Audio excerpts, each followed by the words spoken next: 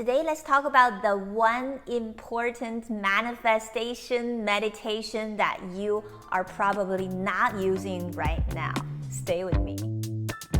Welcome back to Choosing Gratitude. I'm Karen from ChoosingGratitude.net, and on this channel, we talk about everything related to manifesting your dream life. If you're new here, give this video a thumbs up, subscribe to the channel, and click the notification bell, and let's start manifesting our dream lives by choosing gratitude. Every day, I get messages from people asking me, Karen, I did this technique, that technique, and how come I'm still not manifesting? Or, which technique is the best one for me? So to all of these people, I usually tell them, all the techniques are working. However, you have to allow it to work. And then their next question to me would be, well, how do I allow, right? By allowing, you need to start meditating. I know that I talk about the importance of meditation. I tell people to meditate, and I have a lot of energy works on my channel specifically to help you meditate.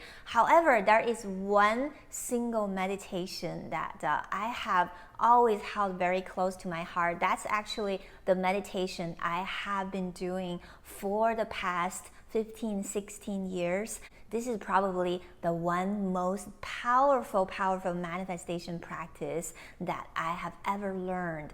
The reason why I haven't been able to make a video about it is because it's too simple. However, just because it's too simple, it is also the hardest to do. So today, I think the time is right. Let's talk about this. When I first started learning how to meditate, I learned meditation through a yogi. My first meditation teacher was deeply immersed in the yoga practice. So what we used to do is we would spend 3 hours practicing, and we would spend the first hour meditating, and he would guide me through, all these fancy meditation techniques, balancing the chakra, seeing colors and seeing lights, and all of these really, really fancy techniques. And then we would do asana, we would do, the yoga poses, and we will end that with chanting. So, after 3 hours of that, you really feel amazing mentally, spiritually, and physically. However, over time, I got busy, I don't really have time to do this for 3 hours. Even though I'm always grateful for my very first meditation teacher, I'm also really grateful for the yoga practice. I just felt that personally, I didn't have the time and space in my life to do that. And also, the techniques I learned from this particular teacher was very complicated. I felt that oftentimes I can't keep up with it, and I always worry that if I'm not doing something right, it may not work as well. So I started looking for something more simple, something that could fit into my schedule. So about 15, 16 years ago, I started practicing Buddhism. That's around the time I started practicing Zen style meditation. When I first started the Zen style meditation, I was like, this is too simple, is this going to work? I remember back then there was somebody who was also starting the Zen meditation with me. That person told my Zen teacher that she was practicing the yogi meditation for 20 years, and she had cancer. And her yoga teacher told her that the meditation she was doing was too complicated, and she needed to find something the simplest. And actually, her yoga teacher recommended her to start practicing Zen. Now you may be asking, Karen, I know meditation is very good for me, but I just don't know how to do it. I just don't know how to get started. Plus, I don't think meditation is going to help me get what I want, because you think that meditation is just sitting there doing nothing, right? And you prefer like writing something or putting up a vision board or doing some scripting. You prefer some action, right? So what I want to talk about today is the non-action action.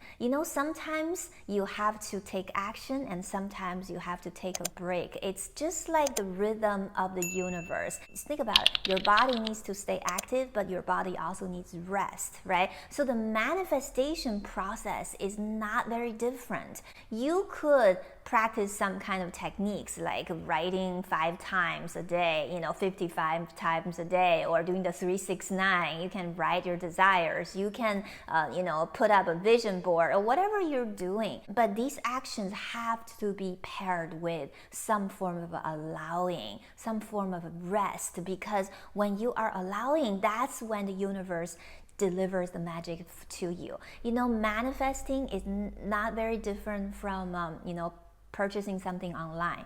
When you are purchasing something online, you have to place the order, right, for that thing to be delivered to you. So when you place that order, that's similar to using these techniques to manifest. That's similar to speaking the affirmations or writing the script. And after you purchase something online, what do? You don't just sit in front of the computer and keep typing something, right? You just go about your life and you trust that they're going to pack up your product and send it to you, right? So my question to you is, what do you do while they're packaging the product or while they're making the product and sending it to you? The answer is nothing, right? Nothing, absolutely nothing. So there has to be this process of nothingness in order for you to attain everything, okay? So nothingness is so important in this process that most people don't do. So the Zen style meditation is exactly doing nothing.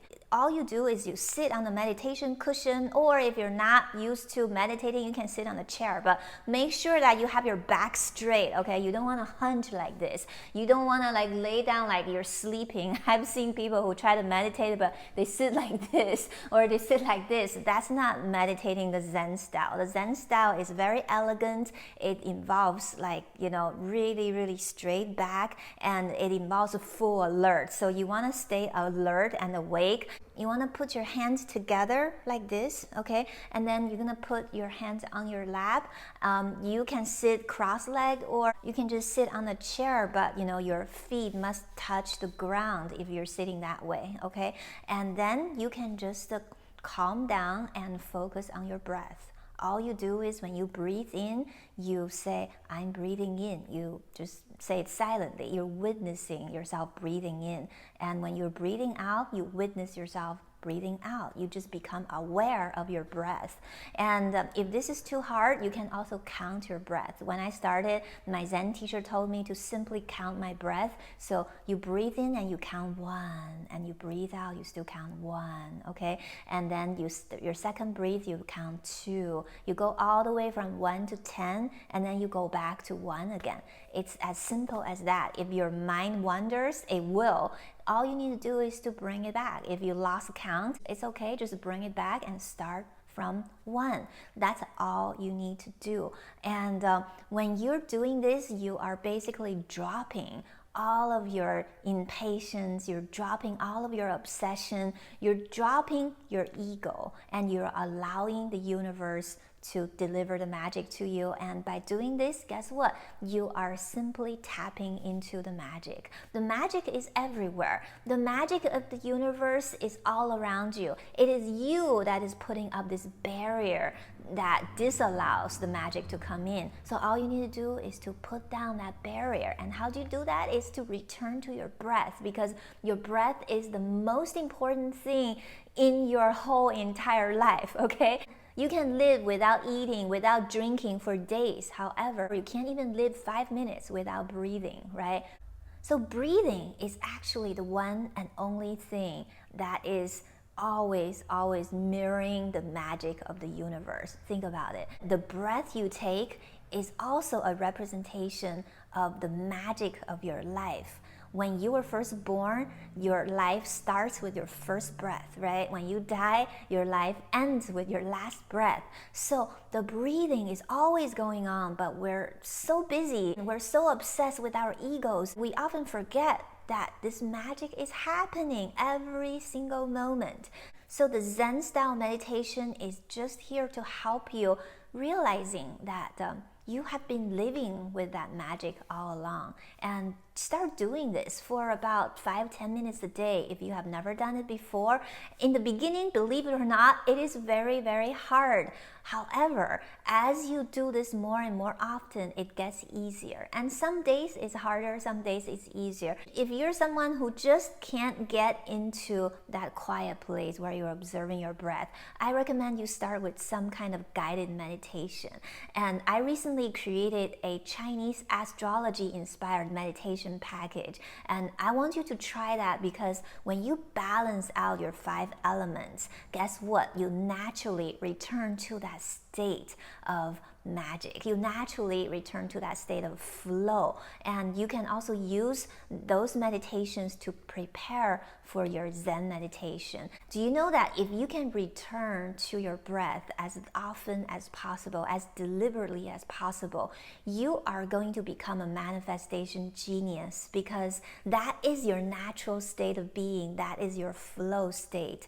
I know that a lot of you are already meditating, but probably you are not associating your meditation with your manifestations, right? So today, I just want you to make that click, because you know what?